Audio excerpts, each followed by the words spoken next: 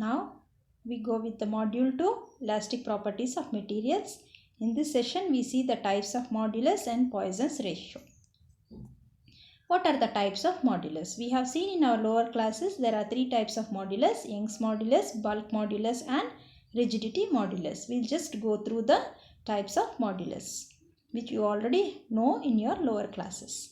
Young's modulus is denoted by Y. It is a ratio of longitudinal stress to the longitudinal strain within the elastic limit. This is called as a Young's modulus. You can see in the slide, longitudinal stress is force per unit area and longitudinal strain is change in length by original length. So it is Y is equal to FL by AX and units are Newton per meter square. Next is a bulk modulus. The ratio of compressive stress or pressure to the volume strain without change in the shape of the body within the elastic limits. So what is meant by bulk modulus is it is a ratio of compressive stress to the volume strain. We have seen this K, it is denoted by K. Bulk modulus is denoted by K and is given as the change in the ratio of compressive stress or the pressure. F by A is nothing but pressure. So PV by V, which is nothing but, it is a bulk modulus. Units are Newton per meter square. Next is a rigidity modulus. It is defined as tangential stress to the shearing strain. It is tangential stress by shearing strain, force per unit area. Shearing strain is denoted by theta, as we know that x by L is equal to theta. So F by A by theta gives you that rigidity modulus. SI units of eta is Newton per meter square. So there are three types of modulus: Young's modulus, bulk modulus and rigidity modulus. Next we see the longitudinal strain coefficient denoted by alpha. Is defined as longitudinal strain produced per unit stress. Longitudinal strain coefficient, it is a new term which has been given in this year for you, which is nothing but a longitudinal strain coefficient. It is the longitudinal strain produced per unit stress. We know that longitudinal strain is nothing but change in length by original length. Longitudinal strain is x by L extension produced. Longitudinal strain for T is the applied stress, then it becomes x by L. But we know that longitudinal strain coefficient is longitudinal strain produced per unit stress. So as per the definition, therefore alpha is equal to x by L. Change in length is x, original length is L, per unit stress capital T you will be getting as x by TL, or x is equal to T alpha into L. So x is equal to TL alpha, or alpha is equal to x by TL. Alpha is the longitudinal strain coefficient. Next we see with the lateral change. If there is a change which occurs perpendicular to the direction along which the deforming force is acting is called as a lateral change. So what we are seeing here is, for example, I can tell you a rubber band.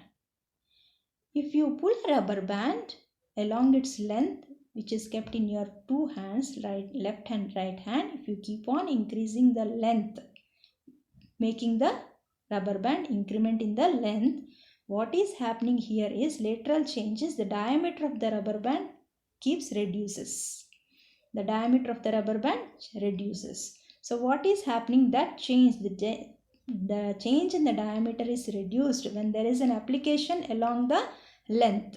When there is a change in the length, the diameter of the rubber band is decreasing. So this is called as a lateral change. That is what is been mentioned here.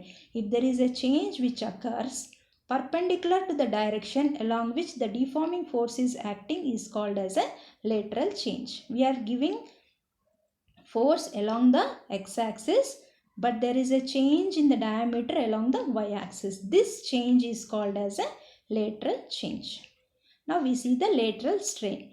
If deforming force acting on a wire assumed to be having circular cross section produces a change d in its diameter, then the original diameter capital D then lateral strain is equal to small d by capital D. It is a contraction strain.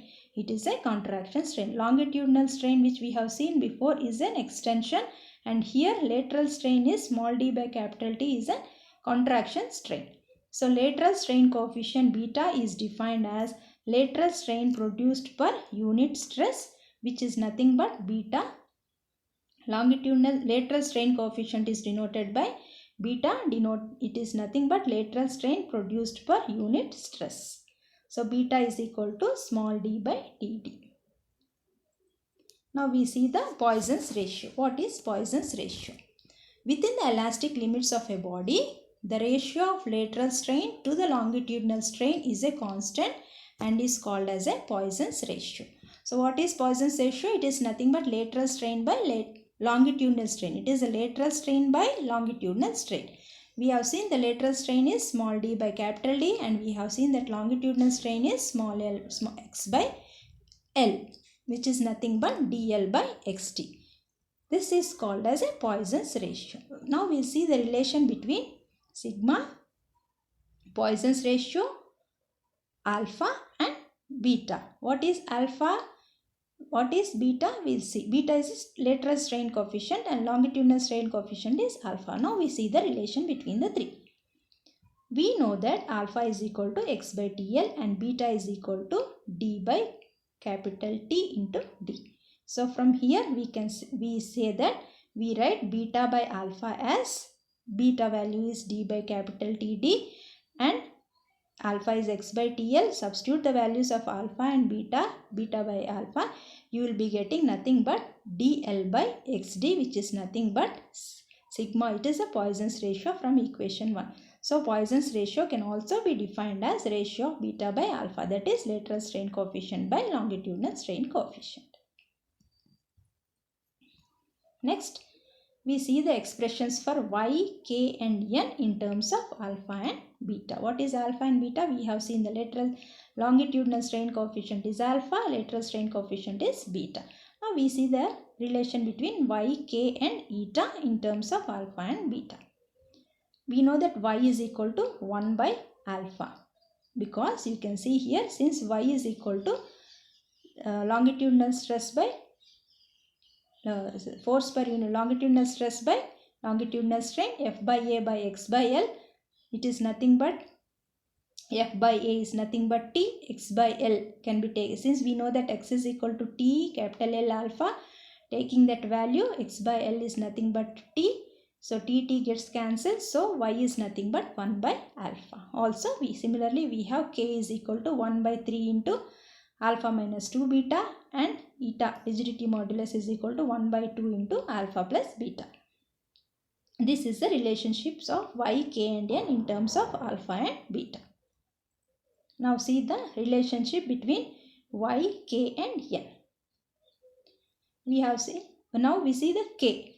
K is a bulk modulus 1 by 3 into alpha minus 2 beta, that is equal to, taking alpha common from the denominator, 1 by 3 into alpha into 1 minus 2 beta by alpha, which is equal to 1 by 3 alpha into 1 minus 2 sigma. This sigma is nothing but beta by alpha is nothing but a Poissons ratio. Substituting the value and rearranging the terms, and 1 by alpha is equal to y, and rearranging the terms we get k is equal to 1 by 3 alpha into 1 minus 2 sigma.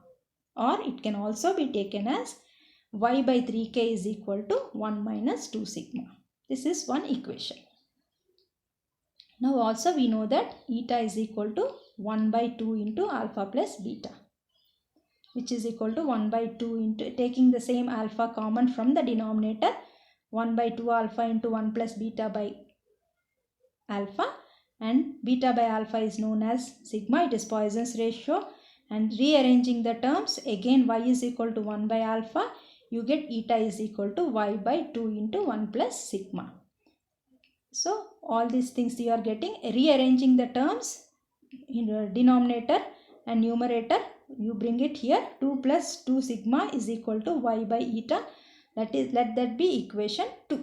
Now if you add 1 and 2, you are getting 3 is equal to y by 3k plus y by eta. Rearranging the terms, you can get it as y is equal to 9nk by n plus 3k, or 3 by y is equal to 1 by 3k plus 1 by n.